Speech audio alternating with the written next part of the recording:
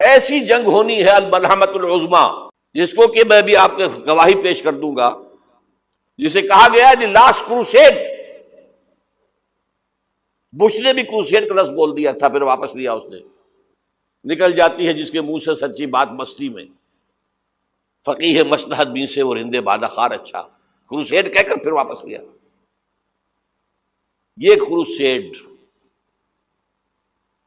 اس کے اوپر جس قدر نقصان ہونا ہے عربوں کا، گریٹر اسرائیل بنے گا، یہ عراق، شام، اردن، سعودی عرب کا کچھ شمالی علاقہ، ترکی کا جنوبی علاقہ، مصر کا صحرائے سینا، اور اس کے ساتھ ہی جو بہترین اس کا زرخیز ترین علاقہ ڈیلٹا آف نائل، یہ سب یہودیوں کے قبضے میں جائیں گے۔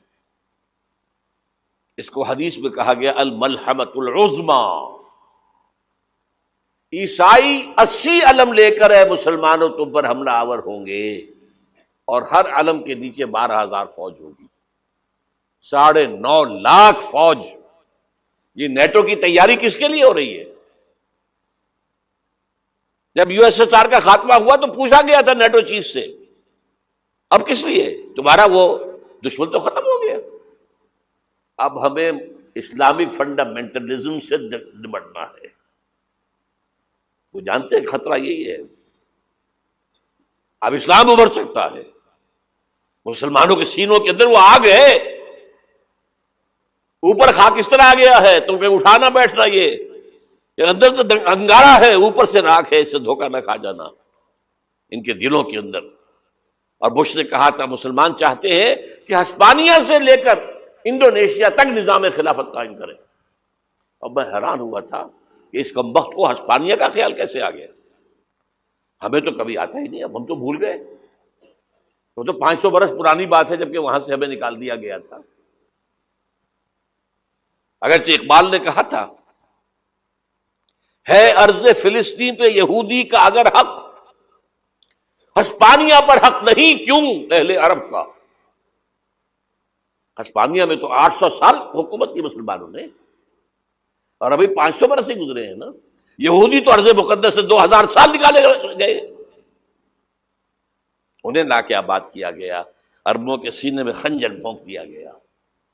وہ چھوٹا سا ملک جو چاہتا کرتا، کوئی پوچھنے والا نہیں۔ امریکہ جیسے اپنے بیٹے کی حفاظت کرے ویسے کرتا ہے اس کی۔ اور حضور نے فرمایا ہے وہ جنگ جب ہوگی تو ایک باپ کے اگر 100 بیٹے ہوں گے تو 99 ختم ہو جائیں گے، ایک بچے گا۔ یہ حدیث ہے، حدیث صحیح۔ اور آپ نے فرمایا ویل للعرب من شر قد اقترب، عربوں کے لیے ہلاکت ہے، عربوں کے لیے بربادی ہے اس شر سے جو قریب آ چکی ہے۔ اور آج جس طرح انہوں نے ان کی تہذیب کو اختیار کر لیا ہے، دبئی جا کر دیکھیے، بدترین مغربی معاشرہ جو ہے وہ دبئی کے اندر ہم نے قائم کر کے دکھا دیا۔ اب سعودی عرب اس راستے پر بڑھ رہا ہے۔ اور اس کے بعد نمبر 2 پر جو ہے ہم پاکستانی ہیں، لیکن میں اس کے وہ پہلی بات جو کہہ رہا ہوں وہ تو یقینی ہے، اس میں تو احادیث صحیحہ موجود ہے۔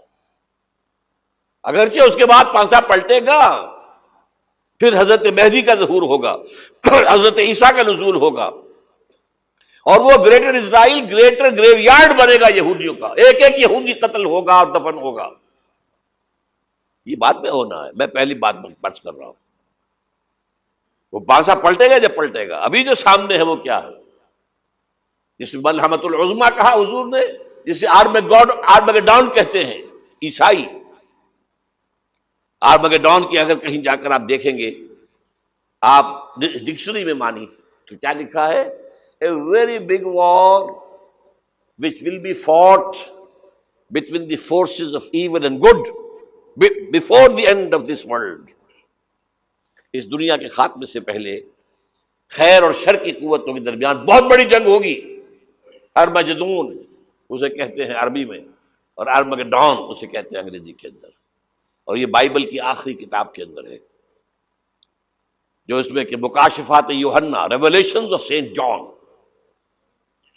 یہ تو میں کہہ رہا ہوں یقین کے ساتھ، اور زیادہ دور نہیں ہے، آیا چاہتا ہوں اس لیے کہ یہودیوں کا اور عیسائی جو کنزرویٹوز ہیں، نیو کنزرویٹوز، ان کا 5 نکاتی ایجنڈا ہے متفق علیہ، جس کے تحت کہ یہ جنگ صلیبی شروع کی گئی ہے. وہ سن لیجئے آپ. آرمیگیڈون نمبر 1، گریٹر اسرائیل قائم ہو جانا اس کے نتیجے میں نمبر 2، مسجد اقصی اور قبۃ الصغریٰ کو گرانا نمبر 3،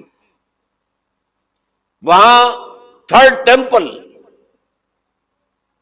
وہ مسجد جو حضرت سلیمان نے بنائی تھی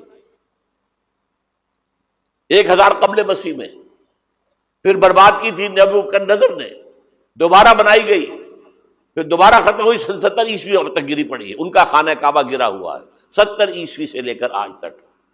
ایک دیوار ہے ویلنگ وال، جہاں جاتے ہیں، روتے ہیں، پیٹتے ہیں، ماتم کرتے ہیں، وہاں وہ بنے گا تھرڈ ٹیمپل. اور نمبر 4، اس میں لا کر رکھا جائے گا تخت حضرت داؤد کا. یہ تخت کہاں ہے اس وقت؟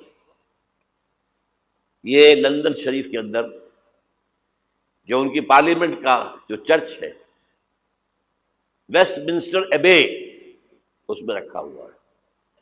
ایک پتھر تھا جس پر بٹھا کر حضرت داؤد کی تاج پوشی ہوئی، پھر حضرت سلیمان کی ہوئی، پھر وہ پتھر رکھ دیا گیا جب حضرت سلیمان نے بنایا ہیکل مسجد اقصی، وہاں رہا وہ. ہر بادشاہ جو تھا یہودی اسی کے اوپر بٹھا کر اس کی تاج پوشی ہوتی تھی.